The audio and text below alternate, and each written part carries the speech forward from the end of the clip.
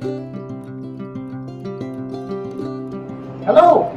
my name is T.D. Austin. I'm the Visitor Service Coordinator here at Historic Brattonsville, and we welcome you to the gift shop today.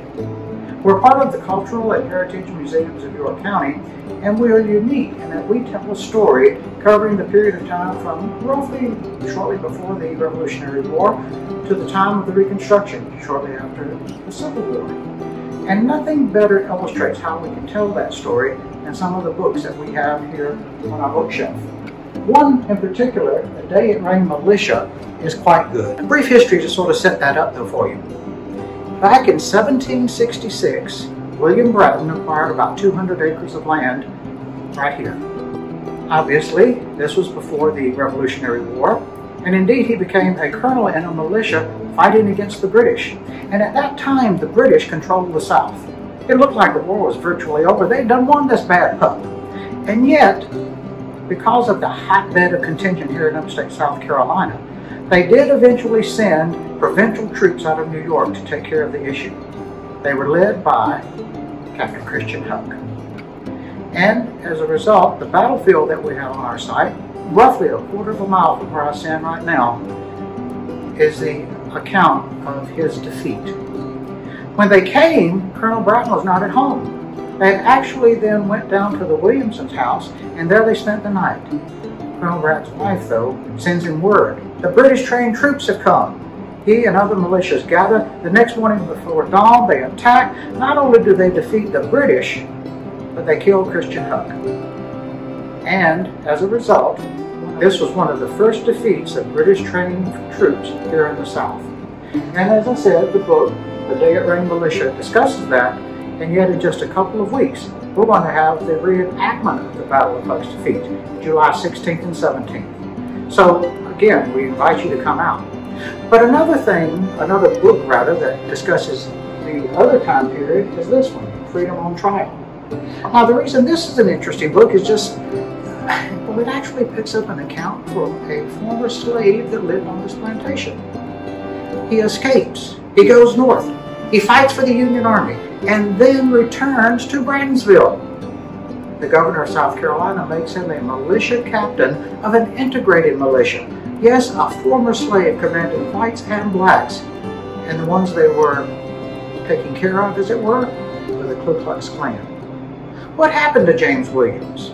How did he lose his life? Were any of the Brattons involved, and if so, what happened to them? Well, yes, again, Freedom on Trial would be just the book to bring that to your attention. So while there are many books concerning the Revolution or the Reconstruction period, the books you find here deal with those subjects, as difficult as they might be for some, from the perspective of what occurred here in upstate South Carolina. And many people find it quite interesting. But we're no more than just a place that sells good books. We also are a living history museum, so we have cows, sheep, and pigs. And the children love them. I guess I should say the parents do as well. In fact, our pigs just recently had some piglets.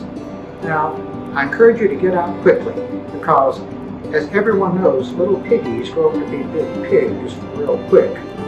And most of the small children love to take home to remember that by.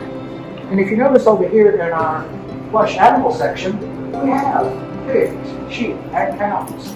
For instance, this one actually has a magnet in it, so you can wear it on your shoulder all day.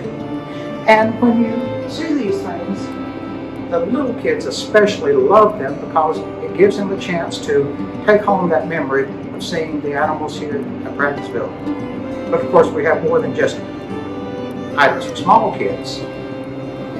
Can you imagine some of your children perhaps getting the Revolutionary War reenactment set? Could you imagine them taking maybe an hour or so, planning their strategy, figuring how they're going to defeat their enemy and setting up their army? Or even parents, when was the last time you saw pigglywigs or dominoes or pickup sticks? Or even such things as marbles. These are also things that people find here of great interest for their kids to play with and for them themselves. But the parents aren't left out. We do have also beautiful glassware.